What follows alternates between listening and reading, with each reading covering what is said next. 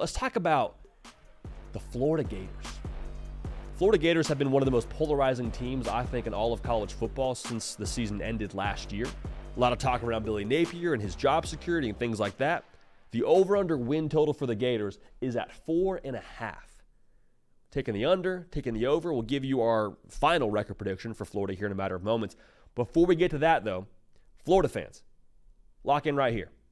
If you're watching this as a one-off video on YouTube, like it's probably in the 6 to 8 minute range, we appreciate you being dialed in. Make sure you're subscribed. But this is part of a live show that we do every Tuesday, Wednesday, Thursday at 11 a.m. Eastern. So lock in with us. Don't want y'all to miss a minute of us talking about the greatest sport on the face of planet Earth, which is college football.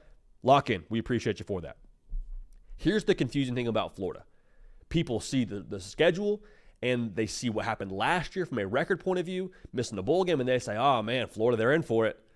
Billy Napier, man, that seed is I don't know how he's going to do it. I do not know how he's going to do it. And no one's denying the record last year is less than desirable. No one's denying that the schedule this year is brutal. But look at what they have on this roster. Personnel is not the same as the path. The path is something you can't control. The path is just the schedule that you get from the schedule makers and you go from there. The roster, though, what they have in-house, I think, is a lot better than a lot of people would like to give credit for. And here's the reason why, just spoiler alert, I'm a lot higher on Florida than I think the rest of the college football public is. Every single gripe or issue you would have with Florida, I think there is a very reasonable and logical solution to that gripe. You say, well, the offense, man, like, can't score less than 27 a game and expect to have success against that schedule, man. There's no way. Yeah, that's right. But Graham Mertz is going into his second year in the system. He's played a lot of football. We've seen a lot of individuals, their second year in the system, have a ton of success. Joe Burrow being one of those guys. Baker Mayfield being one of those guys. I'm not talking about Graham Mertz being Joe Burrow, but I am telling you, I think it's fair for us to at least acknowledge guys that have played a lot of football, like a Burrow, like a Mayfield, like a Mertz, now having another year in the system after transferring. That makes a whole lot of sense. Nick De La Torre made that point, I believe, the other day on the On3 Roundtable channel, which I think deserves a little bit of acknowledgement. I think it's a really good point made by Nick there from Gators Online. They say, well, it's not explosive enough. Maybe so. Maybe last year wasn't explosive enough. No one's denying that. But again, Graham Mertz getting another year in the system and also getting more weapons. Shamir Dickey from Wisconsin. Big time get for them via the portal, I believe. A sneaky big time get. Big time in the sense that that's a guy that Graham Mertz has played a lot of football with. That chemistry is already there. Trey Wilson, I've told you, one of the best playmakers in college football. Elijah Badger, great after the catch. He was actually one of the more high-profile gets for them from that spring transfer portal. There's a lot of pieces there to fix those explosivity issues on offense. Well, hey, the defense has to be better. Defense does have to be better. But what goes into defensive football? At a base level, it's coaching and it's players. Players, I believe, are better. At the very least, they're more experienced. And I think at best, you talk about the improvements on the back end of the defense, bringing a guy like Asa Turner from Washington, who's going to play safety for them, and he's done a lot of good things throughout his career. That is a major factor we have to account for. Talk about coaching. Well, JD, Austin Armstrong, I'm just not sure about the way he's coaching the defense. There was too many busts last year. They brought in Ron Roberts to sort of be to steal a phrase from again, Nick De La Torre. So shouts to Nick De La Torre. Kind of the football dad of sorts for an Austin Armstrong. Just kind of getting a second pair of eyes for Austin Armstrong. The way that I'll say this here, he is his spotter defensively. Doesn't matter how strong you are, it's always a good idea to have a spotter when you go lift heavy. Austin Armstrong, every single Saturday, is lifting heavy. All right, this is a new thing for him, being a DC in the SEC. Having someone like Ron Roberts, who's been around the block a couple times, that's going to benefit them. I promise you. Now, here's the other thing that you hear a lot about Florida, and something that I think needs to be unpacked with a little bit greater depth. I think Billy Napier gets knocked a lot for his play calling. And maybe more specifically, he gets knocked for not giving up his play calling. And I'm sitting here saying, why? Can you blame the guy?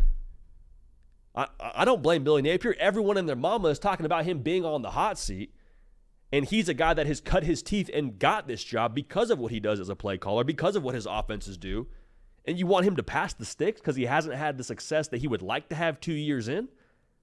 If I'm Billy Napier, I'm saying, okay, if I go out, if I lose this job, so be it. But I am resting my head on that pillow at night, knowing that we went out on my terms. Like, I'm cool if we don't, have the success that we want to have and we fall short of our expectations, as long as we do it knowing that I did everything possible in my power to get that done. I would feel very differently if I were to lose that job on Billy Napier and I passed the offensive coordinator duties off to somebody else, all because there was a little bit of external pressure. Give me a break, man. Billy Napier, too, it's worth noting, he averaged over 30 a game all 4 years he was at Louisiana. It hasn't translated just yet at Florida, but it doesn't mean he can't coach offensive football. We've seen that he can. There is a mountain of evidence that he can. So I don't have an issue with him not giving up play calling duties. Honestly, I love it.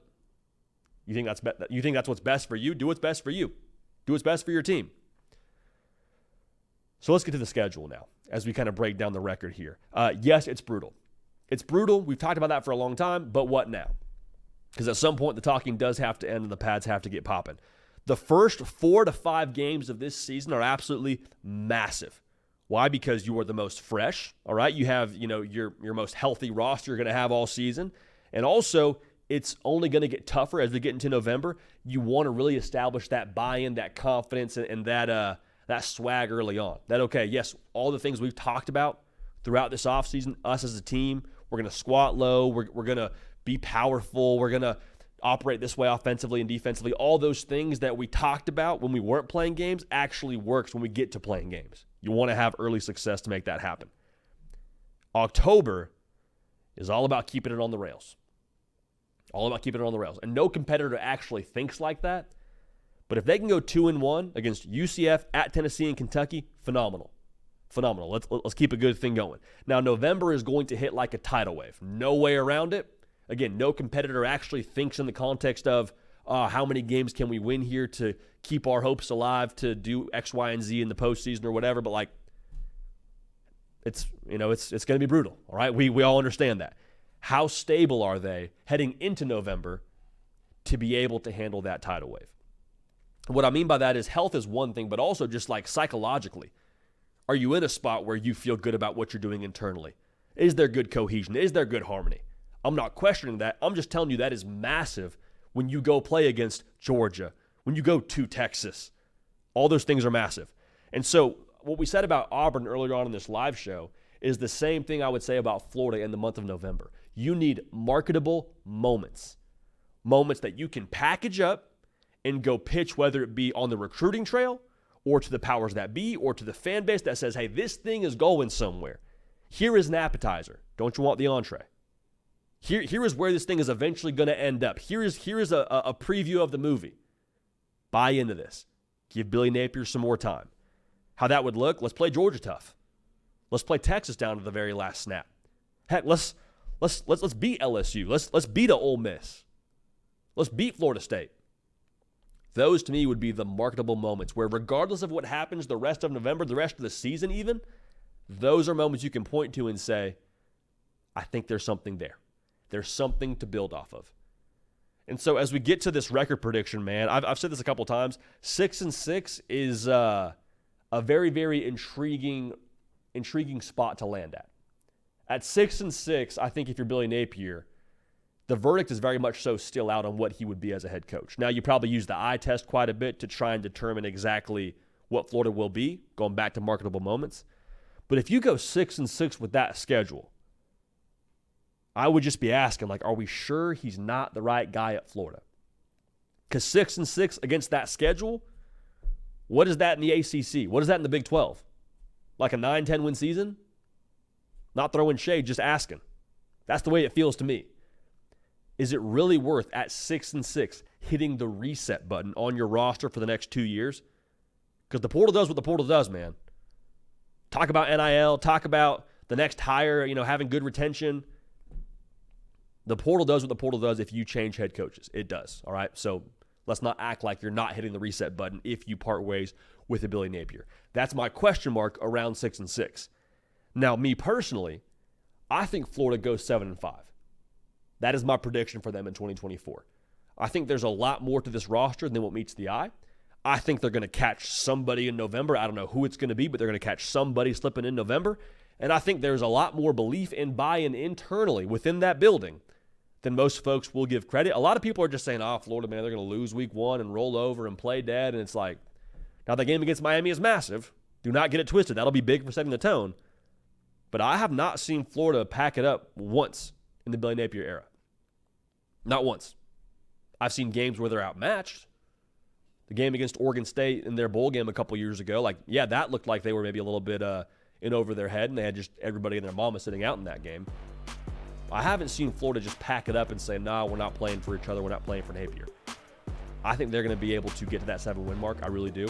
And I think they'll have enough there to keep Billy Napier around for another season in Gainesville. Hey, y'all. Thanks so much for watching. Subscribe to the channel here to make sure you don't miss an episode of The Hard Count. Also, be sure to check out other videos on the On3 YouTube channel.